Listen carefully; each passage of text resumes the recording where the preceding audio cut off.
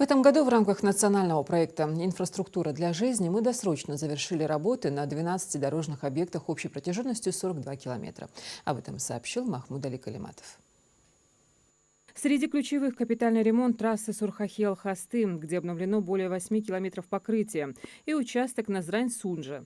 Значимые результаты достигнуты и на социальных направлениях. Раньше срока завершен ремонт улицы Плиева в Сунже, соединяющей школы и поликлинику. Обновлены улицы Арчакова в Назране, Нурадилова в Малгобеке и Джабагиева в Карабулаке. Особое внимание уделяем дорогам к селам и туристическим маршрутам. Капитально отремонтирована трасса Нестеровская-Алкун-Таргим-Чми, ведущая к курорту Арымхи, и заповеднику Эрзи. Приведены в нормативное состояние подъезды к Троицкому и Сагапши. На дороге Карабулак-Яндаре обновлено 8 километров. Оставшиеся 4 километра будут отремонтированы в следующем году. Отмечу слаженную работу регионального Минавтодора. Многие объекты завершены досрочно, что позволило Ингушетии войти в число регионов с лучшими результатами в дорожной сфере. Реализация нацпроекта, инициированного президентом России, помогает нам повышать качество дорог и комфорт для жителей. В следующем году планируем обновить еще около 30 километров дорожной сети и завершить ремонт мостового перехода через реку Аса в Галашках.